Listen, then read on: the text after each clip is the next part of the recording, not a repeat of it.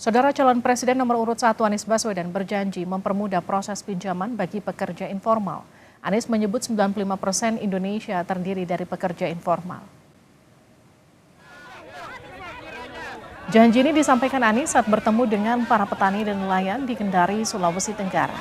Anies menyebut 95% Indonesia terdiri dari pekerja informal, namun justru pinjaman pekerja informal sulit dibanding pekerja formal. 95% usaha di Indonesia itu non formal. Tapi kalau mau pinjam uang, yang mudah pinjam itu kalau formal. Kalau informal sulit pinjam. Betul tidak? Kapan kita mau maju kalau yang 95% tidak diberikan kemudahan untuk permodalan? Ini adalah salah satu perubahan peraturan yang akan kita lakukan supaya informal mudah mendapatkan modal. Calon Presiden nomor urut 2, Prabowo Subianto menyinggung soal penilaian Capres nomor urut 1 Anies Baswedan yang memberi nilai 11 atas kinerjanya sebagai Menhan. Prabowo menyatakan, emang gue pikirin. Hal ini disampaikan Prabowo di Palembang, Sumatera Selatan kemarin. Prabowo menyindir soal nilai 11 yang diberikan kepadanya atas kinerjanya sebagai Menhan. Prabowo menyebut tak memikirkan penilaian tersebut dan lebih takut akan penilaian dari rakyat. Bapak Haji Prabowo. Ada yang mau kasih saya nilai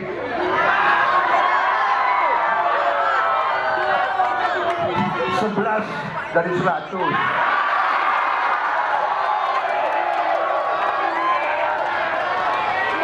Saya sebagai anak Betawi, saya jawab, emang gue pikirin.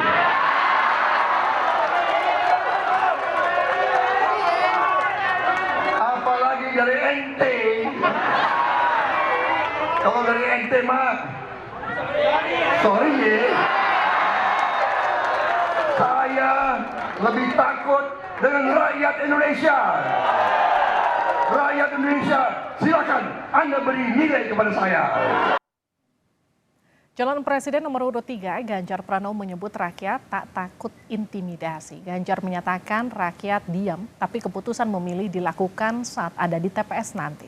Hal ini disampaikan dalam HUT ke-51 PDIP hari ini. Ganjar menegaskan perlawanan akar rumput dilakukan dalam diam dan dirasakan saat bertemu rakyat. Meski ada intimidasi, rakyat tetap akan menentukan capres pilihannya saat di TPS nanti. Kenapa ketika diintimidasi mereka melawan dengan cara diam? Karena mereka sembunyikan keberanian itu di dalam hatinya.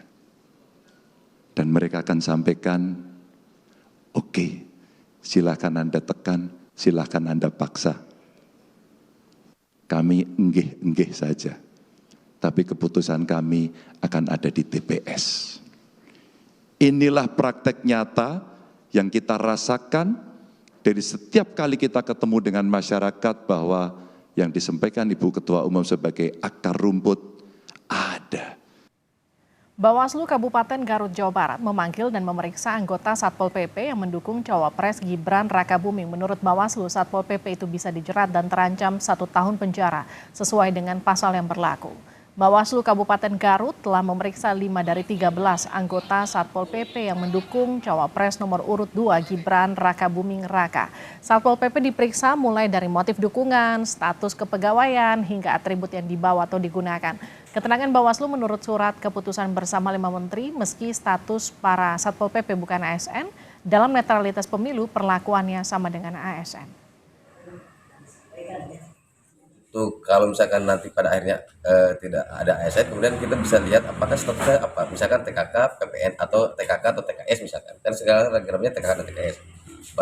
Kemudian ada SKB 5 menteri, SKB 5 menteri yang mengatakan bahwa TKK atau istilahnya PPN-PN itu dalam hal netralitas itu perlakuannya disamakan dengan ASN. Untuk saat ini ya kita sangkakan pasal 280 ayat 3 yang tentang netralitas junto 494 tentang 1 tahun 12 juta itu.